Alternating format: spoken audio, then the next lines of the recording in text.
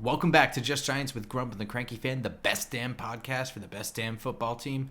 I'm your host, the Football Grump, and with me as always is the Cranky Fan. Grump, I really probably shouldn't say this because I think my parents are listening, but once again, I'm sick. This is the third time I'm sick, so everybody just bear with me through this. So if I look a little rough and sound rough and, at the 30-minute mark, I'm going to bang out 2 NyQuils. So if you see me just asleep, it's not because the Grump is incredibly boring. He is very knowledgeable and all-wise, like the Wizard of Oz. I will just be drugged out. So He's the kid in the back of the class with his hood up and, me, basically. No, I think it would be easier if you just start telling us when you're feeling good instead of when you're sick. I would feel good when we're in the playoffs. Ooh. I think this is the result of 10 years of doing these shows about rebuilding and watching division rivals I hate in the playoffs. And I think it's just, wearing my body down. I have a shoulder I can't move past here anymore. I'm going to be coughing up a lung during this show. You'll all be excited for that. So, upward and onward, Grump. You know what? You feel worn down because this team has stunk, and we're about to tackle the biggest reason why this team has stunk over the course of a decade now. As you said. It's not bad coaches. It's not bad GMs. It's not bad quarterback play. Well, a lot of things spill into it, but I think at the heart of everything, a lot of the bad could have looked a little bit better with a little heart and soul, a little elbow grease put into the offensive line. And a lot of times when those things were done, it was too little too late or just misjudged. We were sold a bill of sales by 2 general managers that the way to build a team is from the inside out. We were told, insert catchphrase, hog mollies, big guys, beef eaters, whatever they are, who cares? The fact is, when we had money to spend in the salary cap, we got receivers. When we had first round picks that we could have, got, another offensive tackle to offset Andrew Thomas, we trade down and we get more receivers. We just, and I think it's ironic because we've been critical of this team for 10 years for hanging on to the Eli Manning fallacy, thinking this team is kind of good enough. We have one more run with him, but did nothing to protect him. We can go back to the last couple of years of his career. We could probably say if he had better protection and, a better running game, he'd probably be better than he was the final, quarter of his career. Yeah, that is kind of interesting, right? That is kind of interesting. They almost all but admitted that they have been sold. They were sold onto hanging on to Eli Manning, and it's a funny way of showing him any kind of respect is to not protect him whatsoever. Though, like that 2016 year, they just went on a full-on spending spree on defense too. Right, exactly. Yeah, and again, Eli was Eli. Maybe with a great offensive line, he still would have been Eli Manning, who's still an older quarterback. But, they went all in. And that's, I wouldn't confuse that with going all in with Daniel Jones in 2022.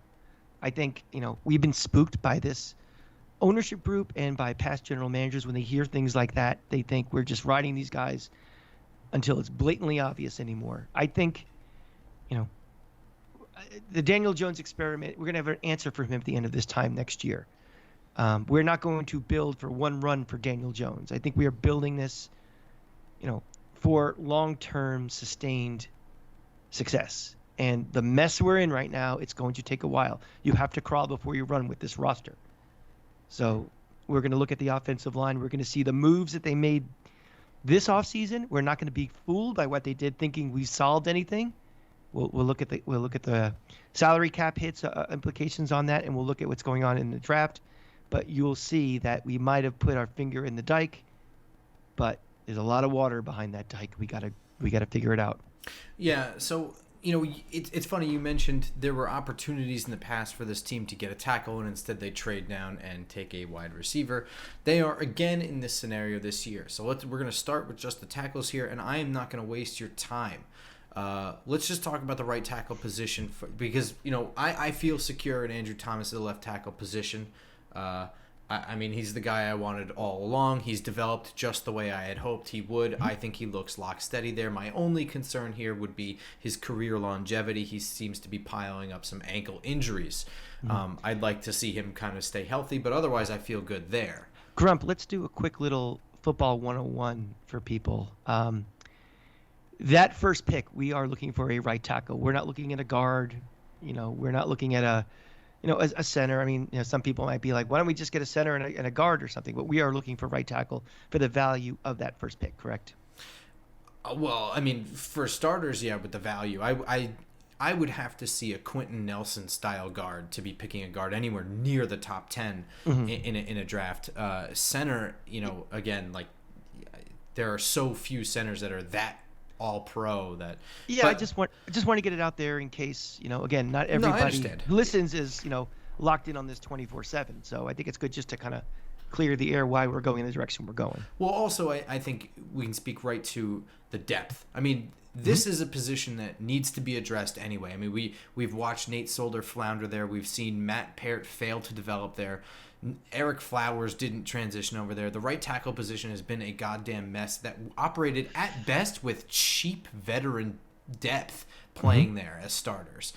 Right now, they have backed themselves into that as not even being a possibility. They have no money to sign anybody, and they've signed someone who may be a practice squad level player in Matt Gano to play with. So they really have no choice right now but to get a tackle in the draft. And I don't know why you would screw around with a tackle any later than the second round. Yeah, Grump, we're looking at Sport Track, which does a great job breaking down salaries and everything. And they list for the Giants right now 14 members of the offensive line that are signed. The average cap amount is $2 million. Yeah. We only have 4 guys who are making more than $2 million. So, and, Glozinski, Feliciano, all these guys, these new guys we have, are either right around, $3 million or below that number. So what does that tell you? That tells me that these guys are just stopgap guys. These should have no impact on what our draft plan is going forward. This is just so we don't have the sieve we had the last couple of years and the complete, loss, fearing for a quarterback's life or a running back's life. But don't get lulled into we've solved the problem. We haven't. We just got bodies in there that they're replacement level. They're just going to do the job until we get real players. Yeah, I mean, I think they've pretty much went out and got a playable roster. That's about it. Glowinski's the only one that truly has any chops to be a legitimate starter coming into this. If Feliciano has kind of fringe level there, I don't really know what he's going to do at center. He claims that he's the center. He came here to play center, and the only reason he didn't play center prior was because he was behind like all-pro talent or whatever. Yeah, that's fine, but what am I supposed to know? Yeah, he's listed as a guard. Yeah, it's because I don't really know that he's played much center in game time. So, I don't know what to think of something like that. I mean, at left guard, we have all sorts of questions. So, to me, this is about tackle first. Tackle first, tackle first. This offensive line needs help everywhere except left tackle.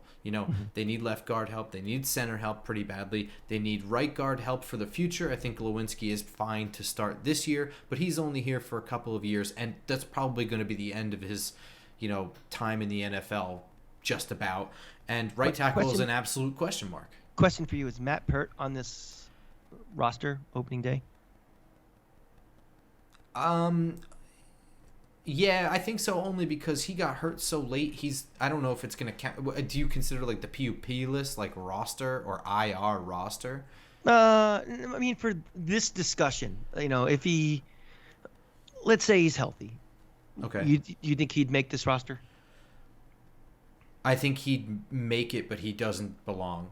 I mean, you know what I mean? Like, only because they're so few on this roster, and he's cheap. So well, remember now, this this front office didn't draft him. They didn't put their neck on the line to get him. I don't think he has any long-term staying power here. I think he'll stick around for 2022 because he's hurt and because this offensive line needs help everywhere and because this coaching staff and this front office will not have had their own look at him yet until he's fully healthy. That will buy him that last year. But I think I would let go of him now. I'm totally fine with letting him go. This will be his third year or fourth year.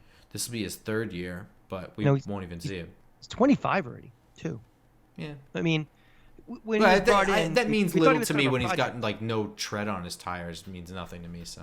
Yeah, I mean, but it was one of those things like he was brought in as a project, but something. The guy's 25 already, and I still consider him a project. Yeah. I'm not ready. Yeah. Oh yeah. Absolutely. I mean, he's gonna do anything. He's still in the project zone. So. The fact that he couldn't win the starting job, and Nate Solder was playing hurt when it was just too. A silver platter given to him. He could, he didn't win, do anything. He didn't win it at a camp. He couldn't win it over Nate Solder. Nate Solder got hurt and was playing hurt over him. Mm-hmm. That tells me everything I need to know. I mean, he's screwed up somewhere. He might not be working hard. You know what I mean? Like, he might be lazy. I don't know what else to think about that. That's going to come out in the wash, I think, during these OTAs and off-season workouts and training camp. But again, he tore his ACL so late in the year. He's no part of any of that. I'm not even sure he's ready for training camp, man. That's fair. So, it's like I said, I think he gets bought another year. But staying with the tackles, I'm not going to waste your time too much I'll show you the guys I reviewed on the thing over here. Let's change our view here. But these are my top 4 tackles in this order. Evan Neal, Akeem Akwanu, Charles Cross, Trevor Penning, all these guys I could see going in the first round, some of them slipping to the second round. Okay. And that's the order I have them graded.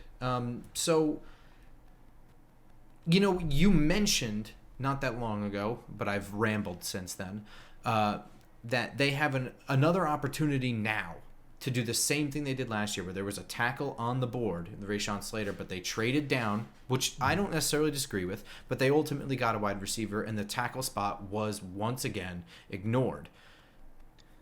Freeze right there. Yeah. In hindsight, we're in a better position, I think, because they did that than if we didn't.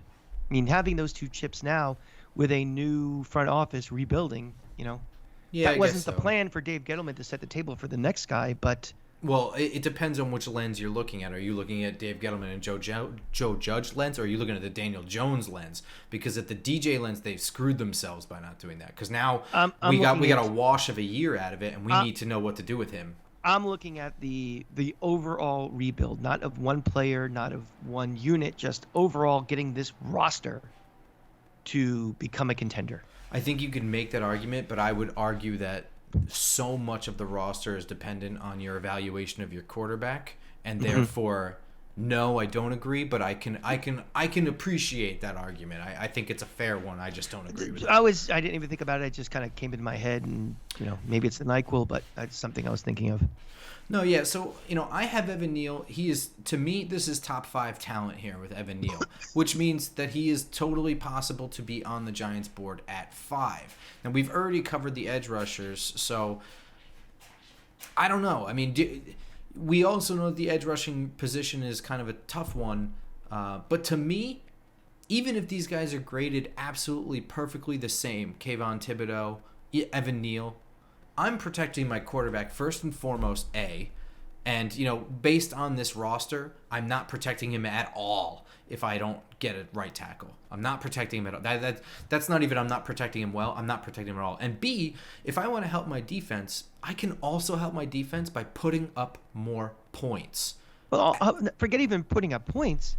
Staying on the field a little longer. Staying on the field longer. Getting extra first down. But you know how much position. Look, you can manufacture a pass rush with blitzing. You can manufacture a pass rush by making the opponent's offense one-dimensional, by making them have to catch up. You can't manufacture a tackle. I mean, there's only so much you can do to protect your quarterback and so many resources you can allocate. If you keep putting up points, even if you have a bad defense, you have a 50% chance of winning. I mean, we talk about this all the time. If you end up in overtime, it's pretty much a coin deciding who gets the ball first. Mm-hmm. At least you have that 50% chance as long as you're putting up points. On defense, if you go that route and you're causing turnovers, that all certainly helps. But if you can't move the ball, you're kicking field goals instead of scoring touchdowns. If I have to choose between the two, the way the league is now, the best way to do this is to protect my quarterback. So to me, Evan Neal would be my preference over Kayvon Thibodeau. Okay, let's play a hypothetical then, because you get to this time of year and you hear a lot of, two camps, whether it's on other podcasts, and I'm just talking Giant podcasts, any show, of people think you should get the best player, period, or I need position X, draft him, I don't care, whatever. Keeping that in mind, and we, for the most part on this show, say get the best player. Having said that, how close is your edge rushers to the top offensive linemen, where if we're picking nits over the two of them, so you said before, all things equal, I'm taking Evan Neal, but how much lower on the board would Evan Neal be than Kayvon Thibodeau, for example? You're saying I'm still taking him. Well, the Giants are in that unique scenario now where they have, 2 top 10 picks. Right. So depending on how the board falls would influence my decision a little bit. If we're about to talk a little bit about Akeem Akwanu from NC State here. If you have a chance like that, it's going to impact my that variance in grading is going to change my decision. I don't know that I can quantify, what the difference is there, but I think most of it is going to be how will I be able to address the other position or the other problem area if I don't take that, right? So if I don't take Kayvon Thibodeau, I have to think about what moves I can make to generate a pass rush. It's going to depend on what else is available to me. Without getting into extremely deep analysis about Jacksonville, Detroit, Houston, and the Jets, what's your gut say? Do you think you'll see the run on offense on tackles? Jacksonville needs one. The Jets need one for sure.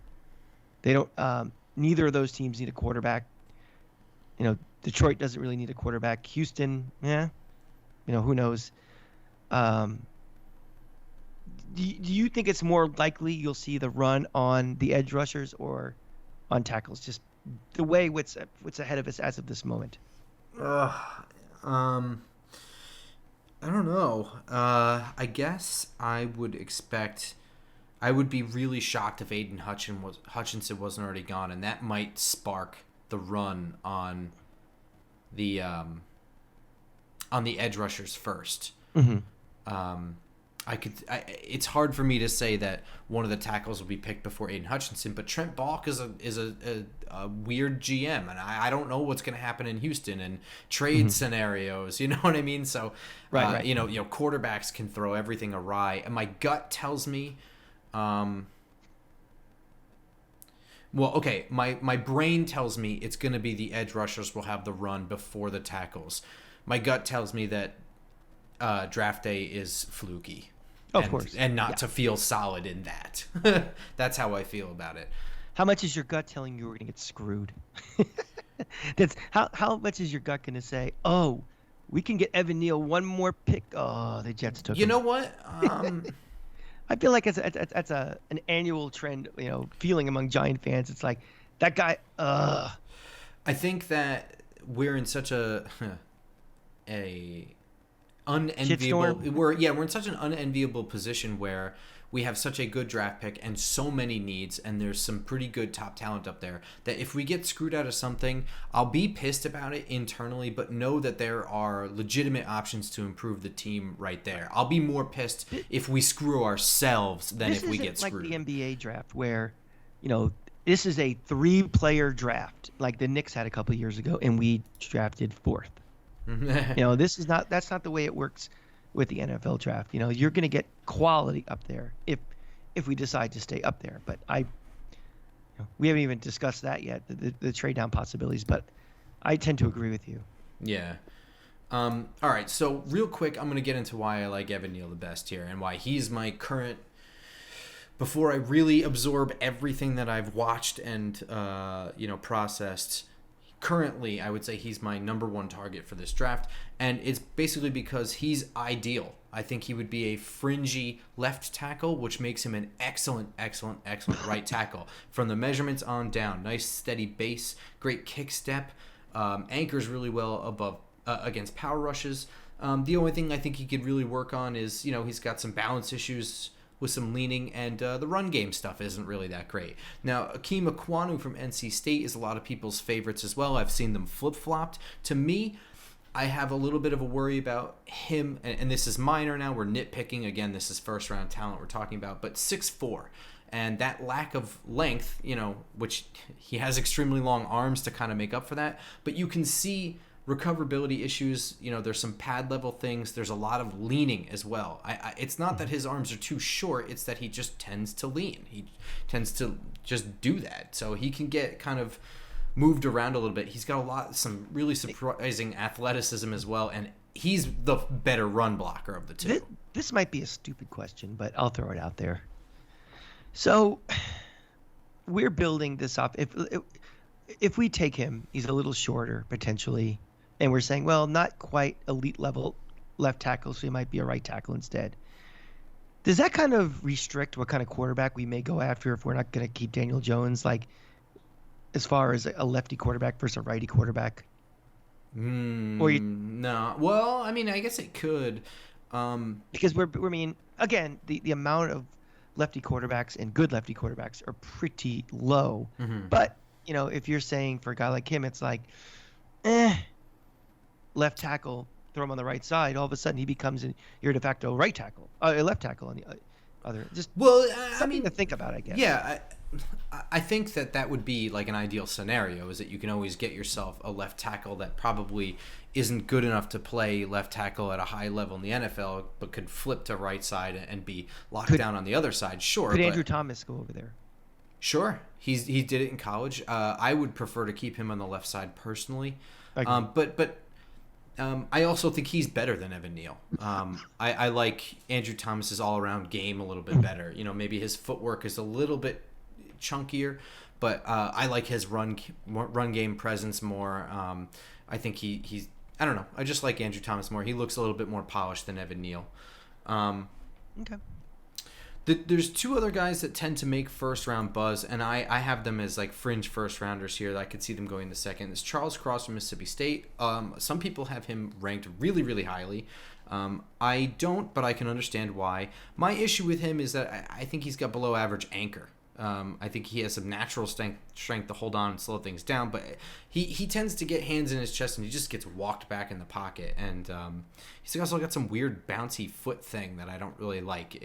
He has like this weird hop step recovery. Not really into, just some little things I think he can clean up. So I don't think he would be a bad right tackle or anything like that. I wouldn't be upset if he became a Giant, but I would be upset if he were picked really high because I think he's got some things he needs to work on. All right, let's play hypothetical again. Okay. We trade out of 5. Mm-hmm. And we get, 10 and a first-round pick next year and another second-round pick or something. I don't know. Okay. Are any of these guys you're talking about guys you'd want to take at, like, end of the first round, beginning of the second round? Because you're grading them kind of like fringy second. Do we want to, if we trade down, invest in them or what? Well, there's 2 of them that I have graded down there, and that is Charles Cross and Trevor Penning. I'm okay. Depending on the trade down haul and what they get, I'm okay with Charles Cross being a Giant. I have some questions about him. He's got some things he's got to work on, but I think he can work out. I think he can be a very superior pass blocker in the NFL, and they can do some things there. I also think he's a pretty good run blocker, but see, you flip to Trevor Penning, and first of all, I don't really like fucking around with talent. You know what I mean? Tackle is a really serious position, and you need to approach it seriously. Just because right tackles in the NFL are not usually your top picks doesn't mean shit to me. Here's my position. We need a lot of things, and probably ideally, trading down, getting more draft picks, more assets, more maneuverability might be in the overall best interest of this team. But you have the opportunity to get a guy that could be, cornerstone B. Yeah. For under, rookie scale. I mean, salary comes into this. Remember, we don't have that much money. And if we can kind of not have to worry about paying, both offensive linemen, again, I'm going back to that list on the cap allocation. We're not paying these guys hardly anything. If we can get somebody, high up for relatively a bargain, it's almost like getting a quarterback on a rookie deal. Yeah. Yeah, I agree. I would sooner draft Evan Neal and trade out the other pick to acquire more picks than I would draft the edge rusher and trade out for the tackle. To me, I don't want to fuck with it. The way I look at it, too, is if you use 5, that's one spot that a quarterback will not be taken. Mm-hmm. So that 7th overall pick becomes more attractive to other people. Yeah, absolutely. You bail out a 5 to somebody, someone's going to take a quarterback, most likely with it, and then all of a sudden, that's one less valuable that other pick is going to be and other things. We're going to get into a lot more of these like kind of scenario things and scheming things in our show next week when we preview the actual draft. But I mean, these are all things that weigh on my mind at night. Trevor Penning, I really like. People like him because he's violent and I'm serious. I mean, he not will, in the violent way. He is all not like 6'7", 330, but he will just throw people. And those are really nice splash plays, but he's got some serious issues. He's got some wild kick step action. Obviously he's very good against like bull rushes, but he feels more reactive than proactive.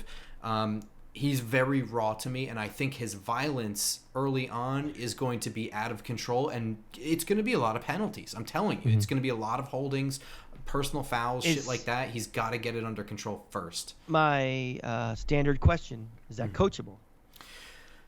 I think so. I mean, we have to remember that he's coming out of northern Iowa, so he is not coming from the greatest of coaching to begin with. He's not going up against the greatest of competition to begin with, so he's very much a raw talent. Yeah, he's a raw talent. That's pretty much it. I think that the things that he does well, you can't coach that aggression, and you can't coach his size or his athleticism. So he can be somebody, and don't think I don't think so. With this team, you've got to be taking sure things at surefire positions. You nailed it. I don't want to be drafting the JPP of right tackles. I don't. And maybe we miss out on getting an all-pro talent that no one else saw on the cheap for a couple of years, but I'll settle for a Pro Bowler. And this may be completely unfair and a stupid argument, but you only get a first chance to make a first impression once. Mm-hmm. And, this is a very, very important draft for the Giants. Whole new front office. They are looking at an immediate way to make Daniel Jones for that test as well as rebuild this long-term thing. If they reach, there's going to be backlash. And there should be. And if that reach doesn't pan out, it's going to be same old Giants. Well, and that may not mean that much, but what does that mean to other front offices around the league? Do they feel like they could take advantage of this? Absolutely. It makes us look like saps. Right. I would be pissed because here's the thing. This is the full reset. So there's no reason to be reaching here. This is your time to take your time and get it right. Mm-hmm. So while I'm going to flip to the second round guys, and I'll rotate in my third, fourth, fifth round things on the side over here, I'm going to talk about the second round guys real quick, just because I think there's a chance that we don't take a tackle for whether we get screwed out of it or whatever in the top 5 or we trade out or something. These are the guys I guess I would target in the second round. Bernard Raymond from Central Michigan. Very, very athletic. He's got the size. He's very raw. I think you can coach him up to be a very athletic tackle in the NFL, but he's an Austrian exchange student. He was a tight end until 2020. So, I mean, he's very much learning position. He could definitely be something, but he's got a lot of technique issues he's got to get down. And Daniel Fellaille from Minnesota, I get worried, though, because 6'8", 387 pounds is too big, probably. Mm-hmm. and he's got some real movement issues. He's got some nice size for his speed, but it's still a problem, his speed. and he might get abused. This might be my own personal bias, but you said Central Michigan, and that red flag warning came up. Jim McElwain coaches them. And Florida had a bunch of offensive linemen who were wasted in college. And, were drafted because of their size and speed and their measurables, but never panned out when they should have been. So I just see that, and I just, all the things that are wrong with me, my head hurting and my arm and all this, that's just, my gut just kind of went off right there. So. No, I mean, that's interesting. With the coaching that they come out of in college, I think is important, and I didn't know that. And Jim McElwain had a rough time at Florida, to put it pretty mildly. Exactly. All right. So, that said, even though the Giants have needs at 4 positions on the offensive, I guess 3 positions. They have immediate needs at 3 positions on the offensive line. Tackle has to be the number one problem, though, right? Absolutely. Yeah. That said, they would be very well served to continue bolstering their offensive line with some interior talent. And there is a lot of it in this draft. And so I'm going to say this right now. There's so much that they could not possibly have scouted all of them myself. I did the best I could. What's wrong with you? These are the guys that I've got. I'm going to go over my favorites from them, where I have them rank and why I like them. But this is chock full, and I guarantee the Giants are going to draft some guy I didn't watch, so that stinks.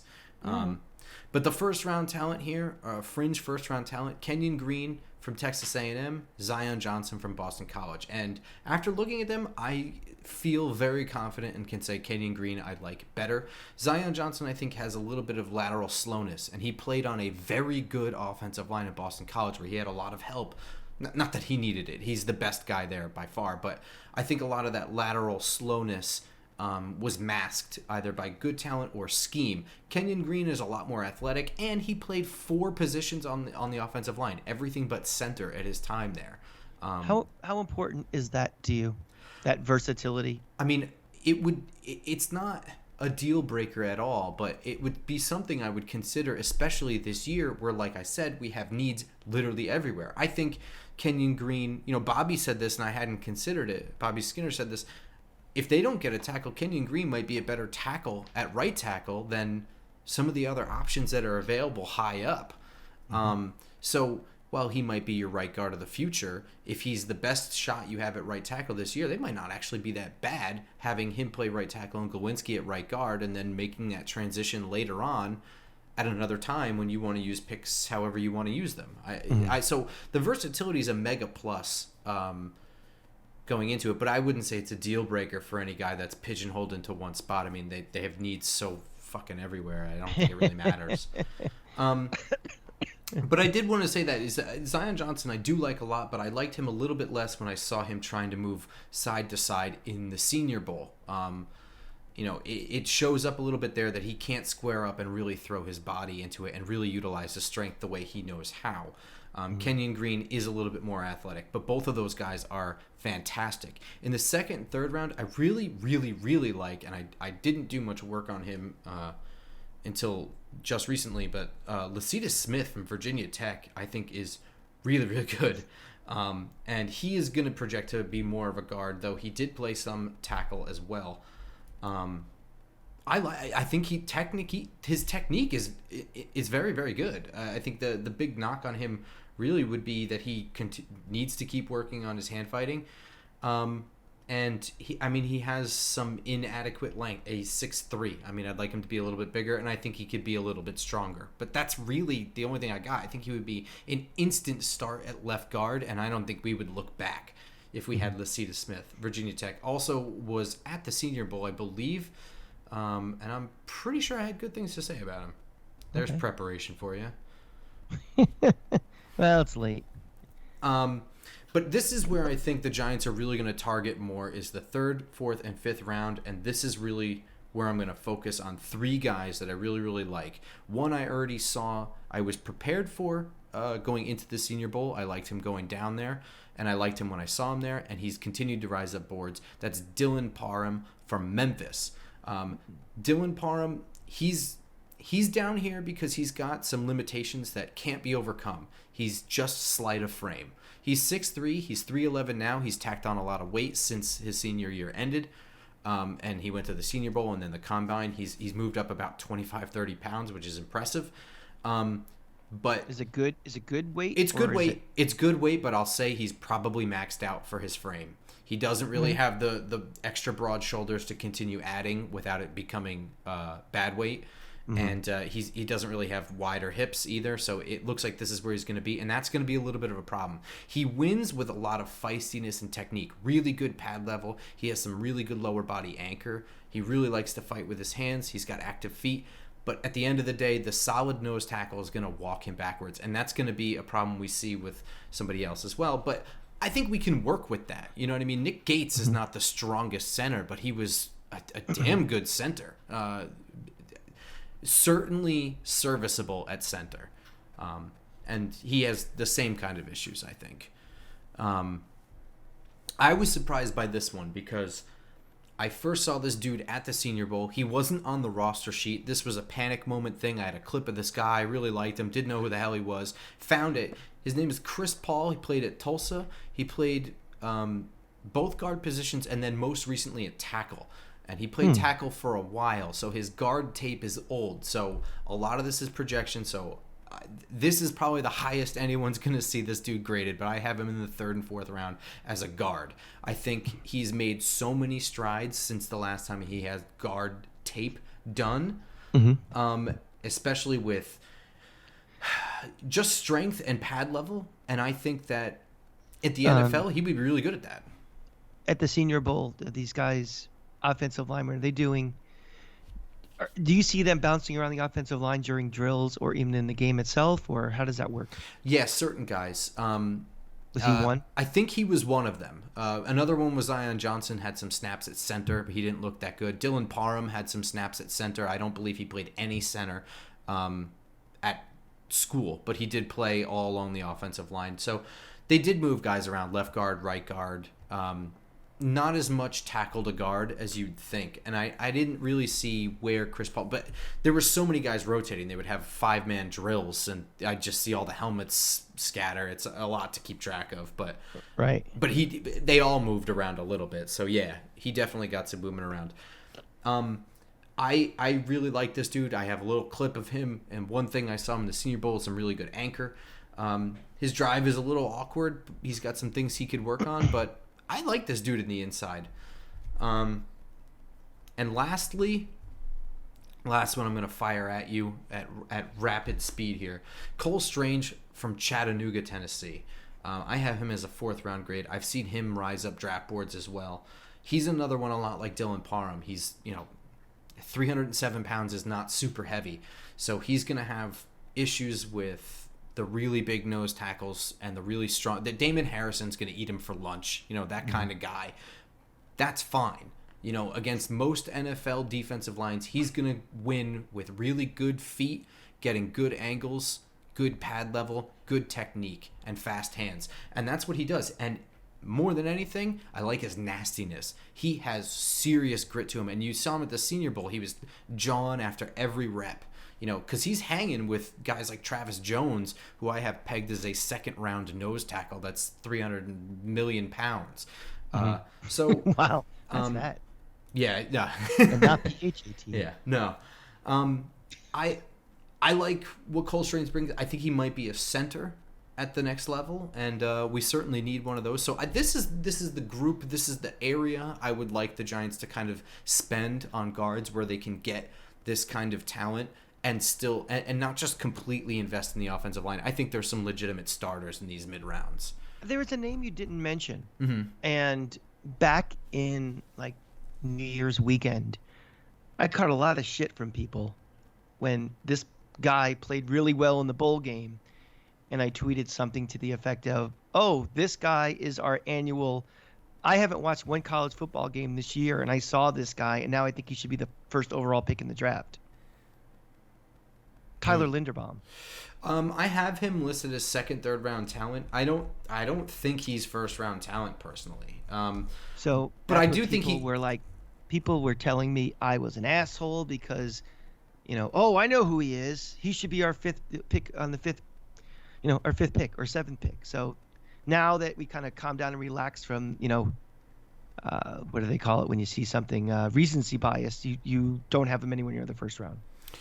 I don't. I've seen people have that, but it takes a lot for me to have a pure center in the first round to begin with. So you'd have to be amazing. But 6'2" and under 300 pounds is not ideal, and it shows up. It shows up at times. I mean, he's got some good technique. I'm sure he shines here and there, against this, that, and the other thing. But, when you're 6'2", your reach just isn't there, and you tend to lean, and you start to see things like that. He gets a little bit wild, and he can kind of lose his balance and get sloppy, and he doesn't have the greatest strength because he's just not a big enough guy right now. But I don't think he's bad at all. I would absolutely be happy if Linderbaum became... No, I wouldn't say he was bad. It was just all of a sudden... It takes a lot for me to have... The people they went insane over a guy that most people I know never heard of 3 days before. Yeah, and I don't think you're totally wrong or anything about that. Right. Some people, yeah, I get it. One or two people are like, look, I had this 5 days ago. But a lot of people went nuts when they watched that game, and they were like, you see, look at this guy. Draft him. So. Yeah, and as my things are scrolling over here, my slides, I have Alec Lindstrom, who people I see asking a lot about, the center from Boston College, way lower for similar. He's got strength issues, he's got lateral movement issues. Boston College had 2 offensive linemen that should be like in the first or second round. They'd be a hell of a lot better team than they were. Yeah, well, I mean, they did have a really good offensive line as a unit. I think more than anything, he benefited from playing next to Zion Johnson and combining their talents. But he's a good center as well. But I mean, I would not be scrambling to get him if he's sitting pretty where he belongs. We absolutely need a center. I'd be happy with him, but I wouldn't be ecstatic or anything like that. Gotcha. Man, and that's pretty much our offensive line group. It's a lot of guys. I did a lot of work on all of them. I didn't want to read through my notes on all of them. I feel like that's a waste of time. Because again, where we're most likely going to be picking, and the spot most likely going to impact this team in more of a longer term view are the guys you covered. I don't need to know the top 15 guys who would be in the 4th round. It doesn't do anything for me. It's not long-term solutions. Yeah. And you probably can get guys in other positions of need around there. How are you feeling about this draft? We have one position group left to cover, which will be out on Friday, and that's wide receivers. It's not really one that I have super high up on my lists of things for the Giants. So we've covered just about everything. I'm fascinated by this draft more. It'll be our first real sense of kind of looking into the mind of Joe Schoen and the front office of what they really think about this roster, and how much of it is we said this all along. Timeline. What are timelines? If we see them wheeling and dealing quite a bit, you could, there's your answer, that this is going to take a while. They are setting themselves up, for sustained growth, with getting multiple assets and multiple picks. So nothing would really, they can go either way. They could do no trades and, take an offensive lineman, take an edge rush in the first day, and where, we get on the show and we talk about it and we say, we solved 2 major problems right now. They could also, really go nuts, wheel and deal, trade out of the first round, trade back in the first round. Who knows? To me, this is a real interesting just kind of barometer of what they're thinking. And now we're done with the off-season winning, with all the GM speak and coach speak and, blah, blah, blah, blah, blah. Proof's in the pudding. So what do you do? What guys are you picking? How are you positioning yourselves for 2022, 2023? Daniel Jones, life after Daniel Jones, life after Dexter Lawrence, life after, everybody on this roster. So that's what I'm kind of really fascinated to see what's going to happen. Yeah, you nailed it, man. I mean, they can go in several different directions here. Joe Schoen, also, you said we can get into their minds of their first thought, the first time we can really get into their minds about this roster, but it's the first time we can really get into their minds in general. I mean, everything else we're just guessing that Joe Shane will work it's on the same way Brandon Beane will. Nonsense. Though. Yeah, but what I'm saying is, but we don't have any indication of what Joe Shane will do based on his past because he was only an assistant GM in his That's past right, and I establishment. think that's an important thing because I think the lazy capsule analysis by like national publications and things are just like, well, in Buffalo they did this. Well, we don't really know what went on in that war room of how involved he really was, and was he a process guy? Was he a dissenter on things? And maybe in the interview it was like, hey, I didn't like what they did. This is what I would have done, and that would have been like, oh, interesting. So I think that actually helps us drafting because not only do we not know what's going to go on, no one else does. No one else does. That's a good point. The Jets and Detroit and Jacksonville, they don't know, and the teams like Carolina behind us, they don't know what we're going to do. So that little chess match, I think, is fascinating.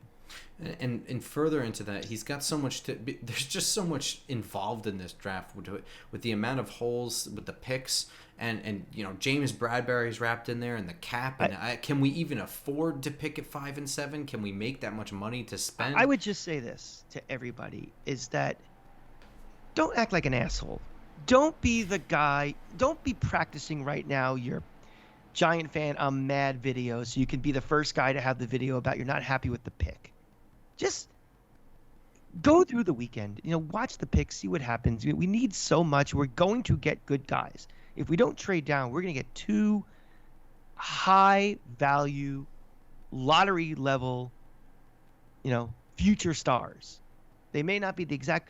It's more important, and I say this all the time, it's more important that the Giants get better and win than you proving that you were right.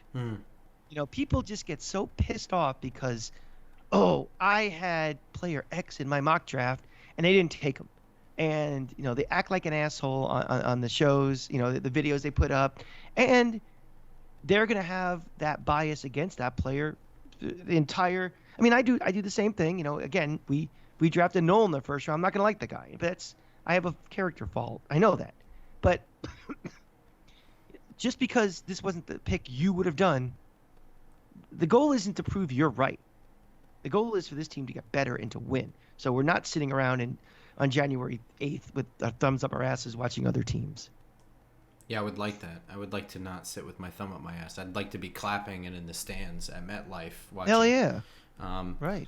Yeah, you nailed it, man. I'm not big on the reaction videos, and also I'm not really big on being disappointed. So let's hope that just doesn't happen. Let's just stick with that. Let's push some positivity into this. What? My last question for you, which I'll ask it anyway. What would disappoint you? What would disappoint me? In the first round or in general? Let's say Thursday, Friday. Not acquiring a first-round pick for next year would disappoint me. I'll say that. I think it's that important. I won't be crushed, but I'll be pretty disappointed if they don't find a way to get another first-round pick for next year. I will feel so secure with that. So I'll read between the lines then and say you want to trade one of the picks, preferably 7. I do. Yeah. I think that will better serve us. I think. Well, we'll get into that next week. But that'll be our teaser for Monday. We'll have that episode out about our draft preview stuff, and we'll go through big board and all that nonsense. But for now, that's gonna do it for us. We will be here again Friday talking about wide receivers, and that will conclude our positional review for the offseason. And until then, you can listen to us on iTunes, Spotify, SoundCloud, Google Play, and you can view these on YouTube where it's better enjoyed, in my opinion. I don't know, man. I think I look pretty rough today, so maybe you might want to go to the skip podcast only this one because I took those NyQuils about a half hour ago and they're starting to kick in and you're starting to make a lot more sense than normal, so that's scaring me. Yeah, there you go. That's usually time to cut it. All right, guys, we will catch you next time. Go Giants. Go Giants.